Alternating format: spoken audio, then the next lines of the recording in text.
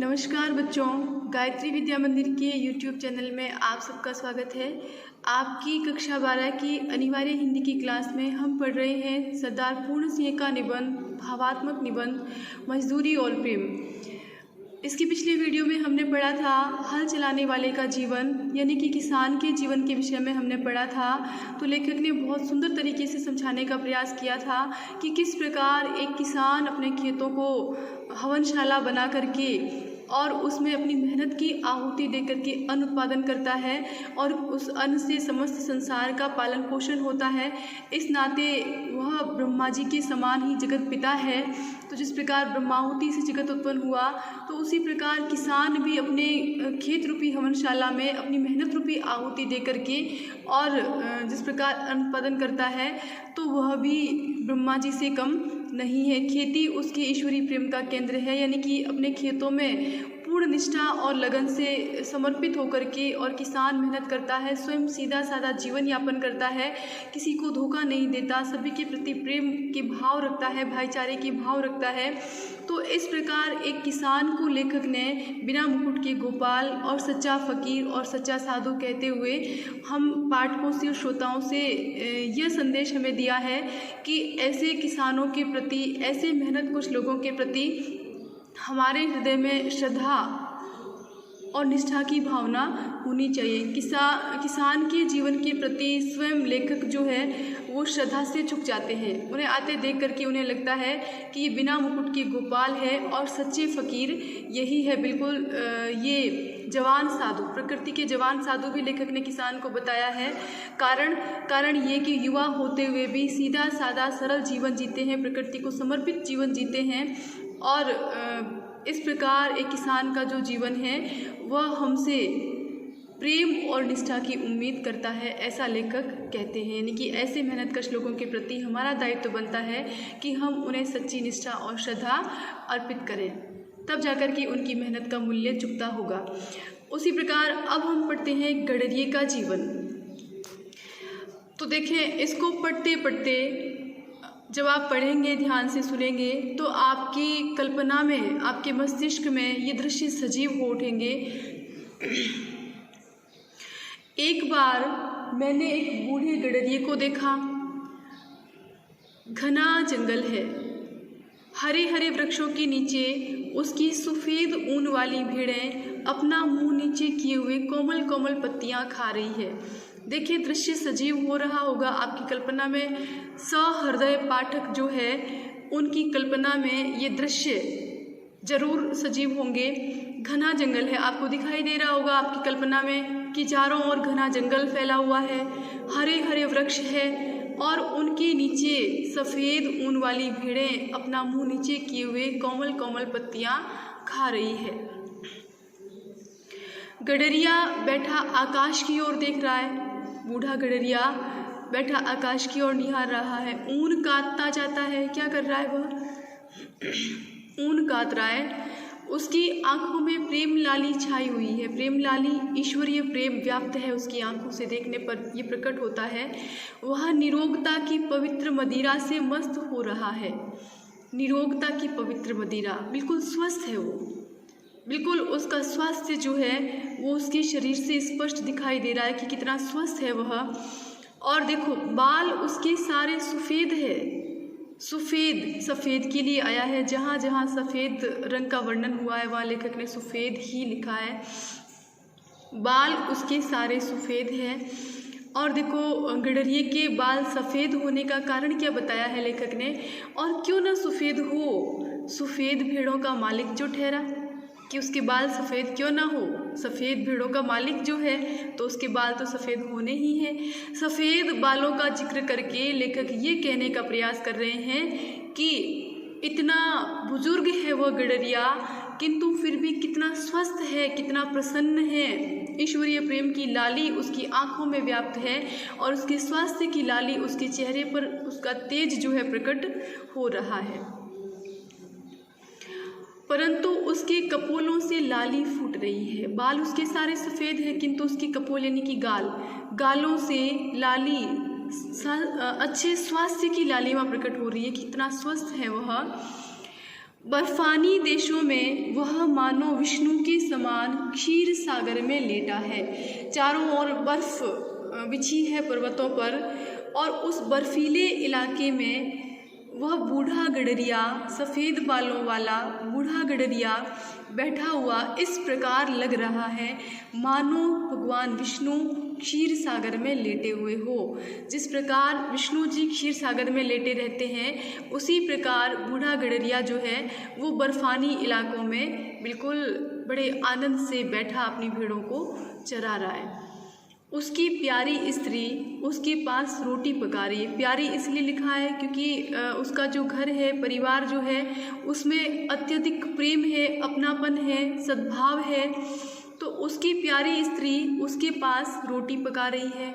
उसकी 2 जवान कन्याएं, उसकी 2 बेटियां हैं, उसके साथ जंगल जंगल भेड़ चराती घूमती है। अपने माता पिता और भेड़ों को छोड़कर उन्होंने किसी और को नहीं देखा। उनकी छोटी सी दुनिया, जिसका वर्णन लेखक ने इस प्रकार किया है कि उस गडरिये की 2 युवा कन्याएं जो है वो उस बूढ़े गडरिये के साथ जंगल जंगल भेड़ें चराती घूमती है, किंतु उसकी दुनिया यहीं तक सीमित है, माता पिता और उसकी भेड़ें। इसके अतिरिक्त उन्होंने किसी को नहीं देखा है। फिर देखें किस प्रकार इनके घर पे रहने की, घर की क्या व्यवस्था है, उसका भी जिक्र लेखक करते हैं। तो देखें मकान इनका बेमकान है, यानी कि मकान के नाम पर कुछ भी नहीं है इनके पास। घर इनका बेघर है, घर के नाम पे भी कुछ नहीं है, ये बेघर है, इनके पास अपना घर नहीं है। ये लोग बेनाम और बेपता है, ना तो इनको प्रसिद्धि प्राप्त है। प्रसिद्धि, बेनाम मतलब पहचान, इनकी अपनी कोई पहचान भी नहीं है इनके साथ कि ये वहाँ के रहने वाले हैं और वहाँ के रहने वाले हैं, ये है वो है। इनकी कोई पहचान और इनका कोई स्थायी पता नहीं है। कहने का आशय ये है कि घुमक्कड़ जीवन यापन करते हैं, अपनी भेड़ों को लेकर के जगह जगह घूमते हैं, जंगल जंगल घूमते हैं। जहाँ इन्हें अपनी भेड़ों के लिए उपयुक्त वातावरण मिलता है वहीं ये अपना डेरा जमा लेते हैं। यानी कि इनका अपना स्थायी घर, ठिकाना, पता, पहचान कुछ भी नहीं। किसी के घर में न घर कर बैठना, इस दारे फानी में ठिकाना बेठिकाना और मकाम बरला मका रखना। देखिए उर्दू का शेर भी लेखक ने लिया है। इसके माध्यम से लेखक ये कहने का प्रयास कर रहे हैं कि ये संसार ही इनका घर है। इस संसार रूपी घर में इनको और घर की आवश्यकता नहीं है। बिल्कुल इनका ठिकाना जो है वो बेठिकाना है, इनका मकान बेमकान है। यानी कि इस संसार रूपी घर में इनको और कोई ठिकाने की और कोई घर मकान की आवश्यकता नहीं है, क्योंकि ये दिव्य परिवार है, अलौकिक परिवार है। तो इस अलौकिक परिवार को इस संसार रूपी घर में और घर की आवश्यकता नहीं है।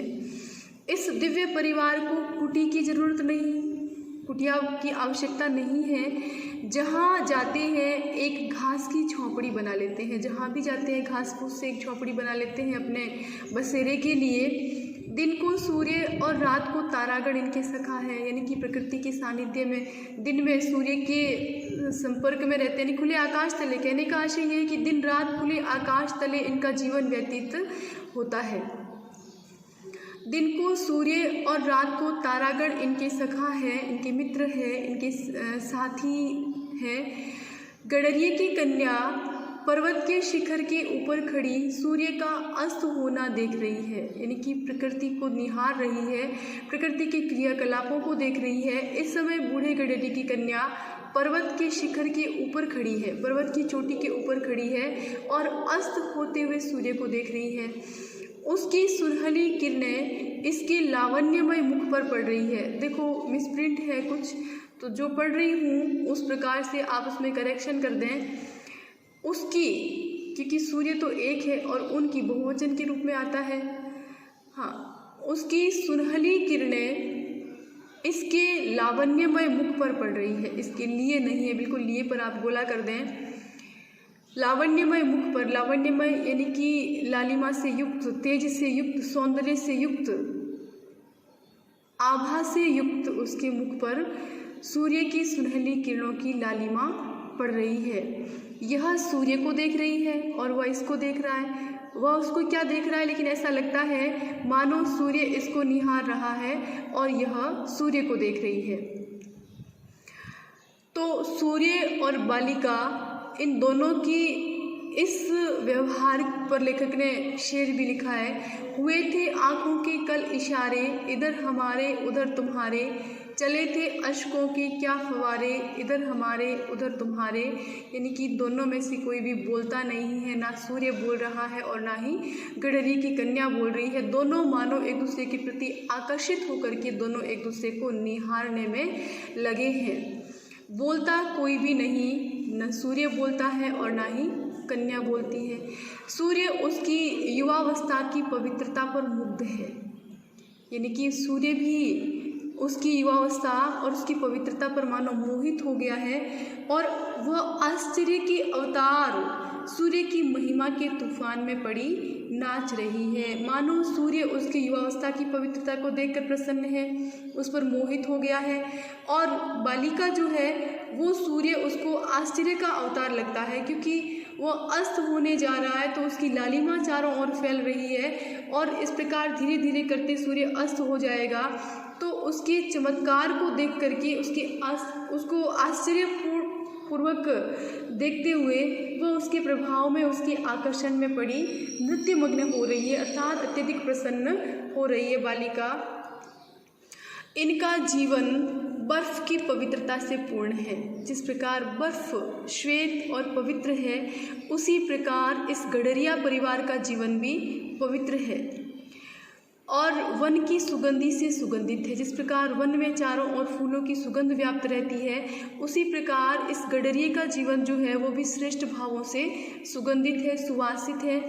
इनका मुख, शरीर और अंतःकरण सफ़ेद, देखिए कितना सुंदर वर्णन किया है लेखक ने उस गडरिया परिवार की पवित्रता, उसके श्रेष्ठ जीवन, उसके हृदय में व्याप्त श्रेष्ठ भाव आदि पर लेखक ने कितना सुंदर वर्णन किया है। देखें कि इनका मुख सफ़ेद, इनका शरीर सफ़ेद, इनका अंतःकरण सफ़ेद, इनकी बर्फ सफ़ेद, पर्वत और भीड़ें भी सफ़ेद, यानी कि इनके जीवन में सब कुछ क्या है, सफ़ेद। और सफ़ेद रंग को किसका प्रतीक लिया है लेखक ने यहाँ?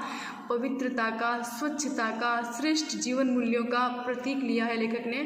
तो क्या कहते हैं लेखक, यानी कि इनके जीवन में किसी प्रकार की कालिमा नहीं है, किसी प्रकार का कालापन नहीं है, किसी प्रकार का मैल नहीं है इनके जीवन में, इनके शरीर पर भी नहीं, इनके अंतःकरण में भी नहीं, इनके जीवन में भी नहीं। अपनी सफ़ेद भीड़ों में यह परिवार शुद्ध सफ़ेद ईश्वर के दर्शन करता है, यानी कि किसान की खेती उसके ईश्वरीय प्रेम का केंद्र। ये बातें आप ध्यान रखें थोड़ी कि किसान के लिए उसकी ईश्वरीय प्रेम का केंद्र क्या है, उसकी खेती, और गडरी के लिए उसकी भीड़ें, यानी कि गडरिया ईश्वर के दर्शन कहाँ करता है? अपनी भीड़ों में। अपनी सफ़ेद भीड़ों में यह परिवार शुद्ध सफ़ेद ईश्वर के दर्शन करता है, यानी कि हमारे श्रम का जो माध्यम है, हम जिस विषय के लिए, जिस बात के लिए हम श्रम करते हैं, यानी हमारा लक्ष्य जो है वही हमारा ईश्वर है। उसके प्रति सच्ची लगन, उसके प्रति निष्ठा होना ही हमारी सच्ची साधना है, हमारी सच्ची तपस्या है। जैसे आपके लिए अभी आप कक्षा 12 के लिए अध्ययनरत है, तो आपका लक्ष्य होगा, प्रत्येक बच्चे का लक्ष्य होगा कि मुझे मेरिट टॉप करना है। अब मेरिट टॉप करना है तो वो मेरिट आपके लिए ईश्वर है, आपका लक्ष्य वो आपके लिए ईश्वर है, उसी में आपको अपने ईश्वर के दर्शन होंगे। और आपकी साधना, आपकी तपस्या, आपकी वंदना, आपकी पूजा, आपकी आराधना, सब कुछ उस लक्ष्य को प्राप्त करने के लिए की गई मेहनत।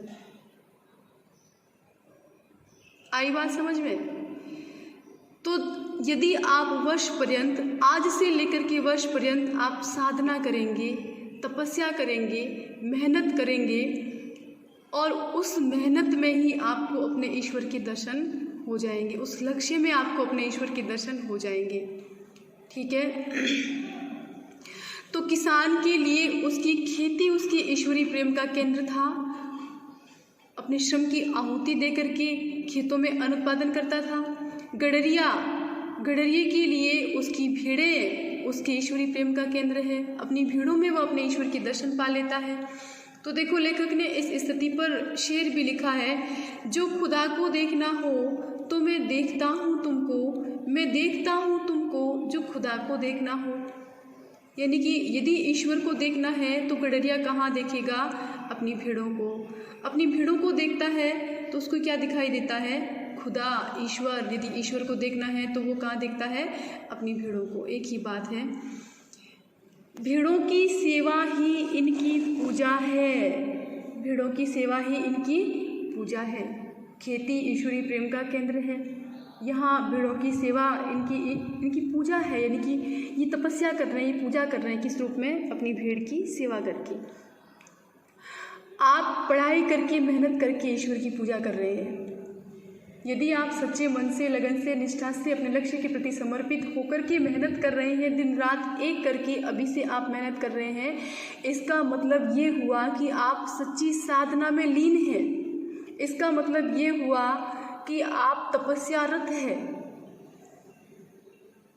हाँ, जरा एक भीड़ बीमार हुई, सब परिवार पर विपत्ति आई। यदि एक भी भीड़ थोड़ी बहुत बीमार हो जाती है तो मानो पूरे परिवार पर विपत्ति आ जाती है। हाँ, तो एक भीड़ यदि इनकी बीमार हो जाती है तो मानो सारे परिवार पर विपत्ति आ जाती है। दिन रात उसके पास बैठे काट देते हैं। यानी कि दिन रात 24 घंटे अपनी उस भीड़ की सेवा में व्यतीत कर देते हैं। उसे अधिक पीड़ा हुई, उसे किसके लिए आया है? भीड़ के लिए, उस बीमार भीड़ के लिए। किस भीड़ के लिए? बीमार भीड़ के लिए उसे अधिक पीड़ा हुई। तो इन सब की आँखें शून्य आकाश में किसी को देखने लग गई। और बिल्कुल आपने उस तरफ भी पढ़ा था, क्या पढ़ा था? कि पानी बरसाने वाले के दर्शनार्थ यह नीले आकाश की तरफ देखता है। यानी कि पानी बरसाने वाले के दर्शनार्थ आंखें नीले आकाश की ओर उठती है। बिल्कुल आपको याद आया होगा, पिछले वीडियो में ही हमने पढ़ा था, किसान बरसात के लिए उम्मीद भरी नज़रों से नीले आकाश की ओर देखता है कि बरसात होगी। अपनी सूखती हुई फसलों को देख करके नीले आकाश की ओर निहारता है कि बरसात हो। यानी कि वह भी मौन मुख प्रार्थना करता है। और यहाँ जो गडरिया है, इसकी भीड़ बीमार होने पर यदि उसे अधिक पीड़ा होती है तो इसकी आंखें भी कहाँ देखती हैं? इसकी आंखें, इन सब की आंखें, पूरे परिवार की आंखें शून्य आकाश में किसी को देखने लग गई। मानो किसी से प्रार्थना कर रही है, लेकिन ये प्रार्थना कैसी है? मौनमुख प्रार्थना है। पता नहीं ये किसे बुलाती है। हाथ जोड़ने तक की इन्हें फुर्सत नहीं। हाथ जोड़ने तक की फुर्सत नहीं, यानी कि ये हाथ भी नहीं जोड़ रहे हैं। पर हाँ, इन सब की आँखें किसी के आगे शब्द रहित, संकल्प रहित मौन प्रार्थना में खुली है। शब्द रहित यानी कि किसी प्रकार के शब्दों से प्रार्थना नहीं हो रही कि हे भगवान हमारी भीड़ को सही कर दो। ऐसी प्रार्थना नहीं, यानी कि शब्दों का प्रयोग नहीं हो रहा है इस प्रार्थना में। कोई संकल्प भी नहीं लिया जा रहा है कि हे प्रभु मेरी भीड़ों को ठीक कर देना, मैं वहाँ नारियल चढ़ा दूंगा या ये कर दूंगा आपके लिए मन्नत। कहने का आशय ये है कि ईश्वर से किसी प्रकार की मन्नत भी नहीं मांगी जा रही है। बिल्कुल शब्द रहित, संकल्प रहित मौन प्रार्थना में इनकी आंखें खुली है, बंद भी नहीं है, खुली है। 2 रातें इसी तरह गुजर गई। किस तरह? भीड़ की सेवा करते और सबकी आंखें शून्य आकाश में ताकते हुए 2 रातें इसी तरह गुजर गई। इनकी भीड़ अब अच्छी है, इनके घर मंगल हो रहा है, यानी कि भीड़ ठीक होने का उत्सव मनाया जा रहा है। देखो भीड़ की ठीक होने पर इनको कितनी खुशी मिली है अपनी भीड़ को ठीक देख करके कि मंगल हो रहा है, यानी कि उत्सव मनाया जा रहा है। सारा परिवार मिलकर गा रहा है। इतने में नीले आकाश पर बादल घिरे और छम छम बरसने लगे। मानो प्रकृति के देवता भी इनके आनंद से आनंदित हुए। एक बार फिर से याद दिलाने का प्रयास करूंगी मैं कि आप सबको ये लग रहा होगा कि ये घटना बिल्कुल आपकी आंखों के सामने सजीव हो रही है। आप इन सबको महसूस कर रहे होंगे। बिल्कुल लेखक जो है वह भी दूर से इस गडरिया परिवार के जीवन को देख रहे हैं। देख करके क्या महसूस करते हैं, बिल्कुल उसका जिक्र भी आएगा आगे। तो हम देखते हैं, देखो क्या कि सारा परिवार अपनी भीड़ के अच्छा होने की खुशी से उत्सव मना रहा है, सारा परिवार मिलकर गा रहा है। इतने में नीले आकाश पर बादल घिरे और झमझम बरसने लगे। तो ऐसा लगता है मानो प्रकृति के देवता भी इनके आनंद से आनंदित हुए और बूढ़ा गडरिया आनंद मत्त होकर नाचने लगा। मानो स्वयं भगवान इंद्र भी मानो इनके आनंद से आनंदित होकर के और बरसात के रूप में मानो अपना आनंद प्रकट कर रहे हैं। और बूढ़ा गडरिया जो है वो भी आनंद से भर करके नाचने लगा, मानो अपनी बेटियों के साथ अपनी भीड़ की अच्छा होने की खुशी इस प्रकार मनाने लगा। वह कहता कुछ नहीं, रग रग उसकी नाच रही है, बोल कुछ नहीं रहा है। देखो कितना शांत जीवन है। कहने का आशय ये है कि ईश्वर से प्रार्थना करते समय भी ये शब्दों का प्रयोग नहीं कर रहे हैं, कोई संकल्प नहीं ले रहे हैं, बिल्कुल मौन मूक जीवन है इनका, शांत जीवन है इनका। कितनी शांति व्याप्त है इनके जीवन में। तो कहता कुछ नहीं, बोल कुछ नहीं रहा है, हम लोगों की भांति चिल्ला नहीं रहा है, चिल्ला करके अपनी प्रसन्नता व्यक्त नहीं कर रहा है, बिल्कुल शांत भाव से प्रसन्नता प्रकट हो रहा है, प्रसन्नता प्रकट कर रहा है। हाँ, वह कहता कुछ नहीं, रग रग उसकी नाच रही है, इनकी पूरे शरीर से, उसके रोम रोम से प्रसन्नता प्रकट हो रही है, खुशी व्यक्त हो रही है। पिता को ऐसा सुखी देख दोनों कन्याओं ने एक दूसरे का हाथ पकड़कर पहाड़ी राग आलापना आरंभ कर दिया, पहाड़ी संगीत गाना शुरू कर दिया। जब पिता को इतना खुश देखा, प्रसन्न देखा, तो देखो अपने पिता की प्रसन्नता से वो कन्याएं कितनी प्रसन्न होती है कि दोनों एक दूसरे का हाथ पकड़ करके पहाड़ी संगीत गाना शुरू कर देती है। साथ ही धम धम थम थम नाच की उन्होंने धूम मचा दी और साथ ही साथ वो नाचने लगी। मेरी आंखों के सामने ब्रह्म आनंद का समा बांध दिया। लेखक की आंखों के सामने ब्रह्मानंद, ब्रह्मानंद मतलब परम आनंद, अलौकिक आनंद लेखक की आंखों के सामने मानो सजीव हो गया। मेरे पास मेरा भाई खड़ा था। लेखक ने उससे क्या कहा, देखें बड़े आनंद का विषय है, आप ध्यान दीजिएगा। मैंने उससे कहा, भाई अब मुझे भी भेड़ें दो, पढ़ा लिखा है, सभ्य है, शहरी है, ज्ञान है, किंतु फिर भी देखो अब क्या चाहता है वो, भाई मुझे भी भेड़ें दो, अब मुझे भी भेड़ें दो। भेड़ें मांगने का आशय समझे आप, भेड़ें मांगने का आशय उस गडरिये का जीवन चाहिए उसे, गडरिये जैसा जीवन चाहिए उसे, गडरिये जैसा शांत और प्रसन्न जीवन चाहिए उसे, पवित्र जीवन चाहिए उसे गडरिये की तरह। भाई अब मुझे भी भेड़ें दो, ऐसे ही मूक जीवन से मेरा भी कल्याण होगा, ऐसे मौन मूक जीवन से, ऐसे पवित्र जीवन से, ऐसे शांत जीवन से मेरा भी कल्याण होगा। विद्या को भूल जाऊं तो अच्छा है, यानी जो विद्या मैंने अर्जित की है इस संसार में रहते, उसे भूल जाऊं तो कई गुना बेहतर है। क्यों बेहतर है? क्योंकि उस विद्या से तो मुझे शांति नहीं मिली। मेरी पुस्तकें खो जाए तो उत्तम है, यदि मेरी सारी ज्ञान से भरी हुई पुस्तकें खो जाए तो भी उत्तम है, श्रेष्ठ है, क्योंकि उन सारी पुस्तकों का ज्ञान भी मुझे ऐसी परम पवित्र शांति नहीं दे सका जितनी शांति इस गडरिये के जीवन में व्याप्त है। ऐसा होने से कदाचित इस वनवासी परिवार की तरह मेरे दिल के नेत्र खुल जाए। यदि ऐसा होगा, कैसा? विद्या को भूल जाऊं, मेरी पुस्तकें खो जाए, यदि ऐसा हुआ तो हो सकता है कि इस वनवासी परिवार की तरह मेरे दिल के नेत्र खुल जाए, यानी कि वो जो गडरिया परिवार है मानो दिल की आंखों से देख रहा, दिल से जी रहा है। तो लेखक को लगता है कि यदि ऐसा होता है तो मानो मेरे भी दिल के नेत्र खुल जाएंगे और मैं ईश्वरीय झलक देख सकूं। जिस प्रकार गडरिया परिवार अपनी भीड़ों में भी अपने ईश्वर के दर्शन पा जाता है, उसी प्रकार मैं भी ईश्वर की एक झलक पा सकूं। चंद्र और सूर्य की विस्तृत ज्योति में जो वेदगान हो रहा है उसे इस गडरिये की कन्याओं की तरह मैं सुन तो न सकूं, परंतु कदाचित प्रत्यक्ष देख सकूं। देखो, ऐसा कहा गया है कि प्रकृति में प्रकृति में एक संगीत विद्यमान है, संपूर्ण प्रकृति में संगीत विद्यमान है, वेदों का गान हो रहा है संपूर्ण प्रकृति में, और उसे सुन पाना किसी के बस की बात नहीं। ऐसा कहा है लेखक ने। जो अत्यधिक शांति, उसके लिए अत्यधिक शांति चाहिए। तो गडरिया परिवार जो है, ऐसा लेखक मानते हैं कि गडरिया परिवार जो है प्रकृति में हो रहे वेद गान को वो सुन पा रहा है।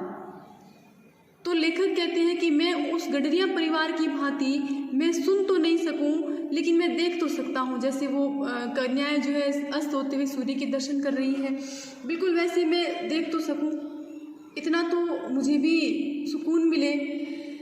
कहते हैं ऋषियों ने भी इनको देखा ही था, सुना न था, यानी कि ऋषि मुनियों ने भी जो भी उसको महसूस कर पाए थे, सुन नहीं पाए थे। पंडितों की उटपटांग बातों से मेरा जी उकता गया है। पंडितों की उटपटांग बातें, यानी उल्टी सीधी बातें, कहने का आशय ये है कि विद्वानों का जो ज्ञान है, उस ज्ञान से लेखक का अब जी भर गया है। उस ज्ञान से उसको वो परम शांति प्राप्त नहीं हुई जो परम शांति आज इस गडरिया परिवार के जीवन में दिखाई दी है लेखक को। प्रकृति की मंद मंद हंसी में ये अनपढ़ लोग ईश्वर के हंसते हुए होंठ देख रहे हैं। मानो प्रकृति के अंदर इनको ईश्वर के दर्शन, प्रसन्नतापूर्वक ईश्वर के दर्शन हो रहे हैं। पशुओं के अज्ञान में गंभीर ज्ञान छिपा हुआ है। यहाँ पे पशु किसे कहा है? यहाँ पे गडरिया परिवार को। यहाँ पर पशु अज्ञानी का प्रतीक है, अशिक्षित का प्रतीक है। तो पशुओं के अज्ञान में गंभीर ज्ञान छिपा हुआ है, ये बात लेखक को आज पता चली। यानी कि इतना ज्ञानी होने के बाद भी, इतनी पुस्तकें पढ़ने के बाद भी वह ईश्वर की साक्षात्कार नहीं कर पाया। प्रकृति में विद्यमान वेद हो रहे, प्रकृति में विद्यमान ईश्वर को महसूस नहीं कर सका, जो ये गडरिया परिवार अशिक्षित और अज्ञानी होने पर भी महसूस कर रहा है। इन लोगों के जीवन में अद्भुत आत्मानुभव भरा हुआ है। गडरिये के परिवार की प्रेम मजदूरी का मूल्य कौन दे सकता है? तो इस प्रकार गडरिया परिवार जैसे सच्ची निष्ठा और लगन से अपनी भेड़ों की सेवा करते हुए अपना जीवन यापन करता है, एक पवित्र जीवन यापन करता है, उस जीवन की, उसकी उस प्रेम मजदूरी का मूल्य हम नहीं दे सकते। तो उसके प्रति भी हमारी श्रद्धा और हमारी निष्ठा और हमारा सम्मान बनता है। तो यहाँ से मैं आपको एक प्रश्न लिखाती हूँ, बिल्कुल आप लिखें। बर्फानी देशों में वह मानो विष्णु के समान क्षीर सागर में लेटा है। लेखक का यह कथन किसके बारे में है? मजदूरी और प्रेम नामक निबंध के आधार पर लिखिए। तो देखें, लेखक ने बूढ़े गडरिये को देखा, जंगल में उसकी भेड़ें पत्तियां खा रही थी, पेड़ों की घास फूस खा रही थी, वह ऊन काट रहा था, उसके बाल सफ़ेद है किंतु मुख पर स्वास्थ्य की लालिमा है। जिस प्रकार भगवान विष्णु क्षीर सागर में लेटे रहते हैं, उसी प्रकार वह बर्फीले प्रदेश में निवास करता है। उसके जीवन में बर्फ़ की पवित्रता और बर्फ़ जैसी शीतलता है। भेड़ों की सेवा ही उसकी ईश्वर पूजा है। किसी भेड़ के बीमार होने पर वो दिन रात उसकी देखभाल करते हैं, उसके ठीक होने पर वे उत्सव मनाते हैं। उसकी कन्याओं को पहाड़ी गीत गाते और नाचते देखकर उनकी सरलता, प्रकृति के प्रति निकटता, प्रेम, सेवा आदि के भाव देखकर लेखक के मन में उसके जैसा जीवन व्यतीत करने की इच्छा होने लगती है। उसने समझा कि मूक जीवन, ऐसे गडरिया परिवार की तरह ऐसे मूक मौन जीवन से ही क्या होगा? उसका कल्याण होगा। ठीक है, तो आप ये प्रश्न करें। और आज के लिए इतना ही। इसके आगे हम पढ़ेंगे अगले वीडियो में मजदूर की मजदूरी। तब तक के लिए धन्यवाद।